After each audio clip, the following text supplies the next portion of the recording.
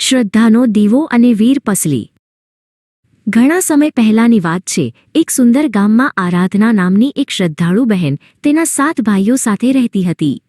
શ્રાવણ માસનો પવિત્ર સમય હતો અને આરાધનાએ તેના ભાઈઓના લાંબા આયુષ્ય અને સુખ માટે વીર પસલીનું વ્રત લેવાનું નક્કી કર્યું।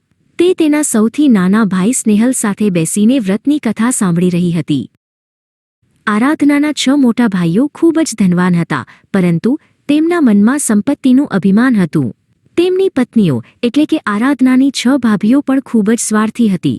જ્યારે આરાધનાએ વ્રત શરૂ કર્યું ત્યારે મોટા ભાઈઓ અને તેમની પત્નીઓએ તેની મજાક ઉડાવવાનું શરૂ કર્યું। સૌથી મોટો ભાઈ જ્યેષ્ઠા પોતાની પત્ની સાથે ઊભો રહીને આરાધનાની ભક્તિ પર હસી રહ્યો હતો। વ્રતના નિયમ મુજબ બહેને ભાઈઓ પાસે જઈને પસલી એટલે કે ભેટ માંગવાની હોય છે। આરાધના જ્યારે તેના બીજા મોટા ભાઈ પાસે ગઈ ત્યારે તેણે તેને ભેટ આપવાને બદલે તેને ધિક્કારી કાઢી।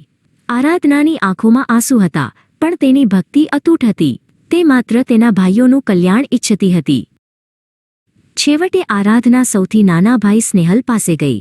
સ્નેહલ પાસે ધન દોલત નહોતી, પણ તેનું હૃદય સોના જેવું ચોખ્ખું હતું।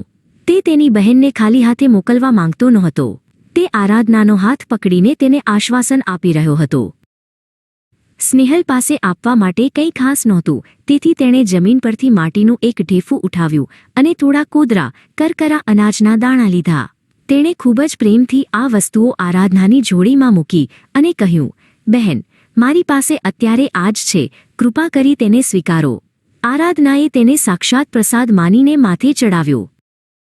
આરાધના નદી કિનારે ગઈ અને વ્રતની વિધિ શરૂ કરી। તેણે સ્નેહલે આપેલું માટીનું ઢેફું અને કોદરા ભગવાન સામે મૂક્યા। તે આખી રાત જાગીને ભક્તિમાં લીન રહી। તેની શ્રદ્ધા એટલી પ્રબળ હતી કે આખું વાતાવરણ પવિત્રતાથી ભરાઈ ગયું। સવાર થતાં જ એક ચમત્કાર થયો। આરાધનાએ જ્યારે તેની આંખો ખોલી ત્યારે તેની સામે રાખેલું માટીનું ઢેફું સોનાની ઈંટમાં બદલાઈ ગયું હતું અને કોદરાના દાણા ચમકતી સોના મહોરો બની ગયા હતા। તેની ભક્તિનું ફળ તેને મળી ગયું હતું। એટલું જ નહીં, જ્યાં આરાધના બેઠી હતી ત્યાં એક વિશાળ અને ભવ્ય મહેલ બની ગયો હતો। સ્નેહલ આ ચમત્કાર જોઈને દોડતો ત્યાં આવ્યો। તે તેની બહેનની સમૃદ્ધિ અને વ્રતનો પ્રભાવ જોઈને અત્યંત આનંદિત થયો। બંને ભાઈ બહેન એકબીજાને જોઈને હરખાયા। જ્યારે 6 મોટા ભાઈઓ અને તેમની પત્નીઓને આ વાતની ખબર પડી ત્યારે તેઓ દોડતા ત્યાં આવ્યા।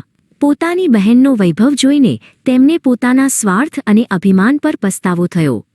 સૌથી મોટો ભાઈ જ્યેષ્ઠા આરાધનાના પગમાં પડી ગયો અને પોતાની ભૂલની માફી માંગવા લાગ્યો। આરાધનાએ તેના બધા ભાઈઓ અને ભાભીઓને મોટા હૃદયથી માફ કરી દીધા। તેણે કહ્યું, સંપત્તિ તો આવતી જતી રહેશે, પણ આપણો પ્રેમ અખંડ રહેવો જોઈએ।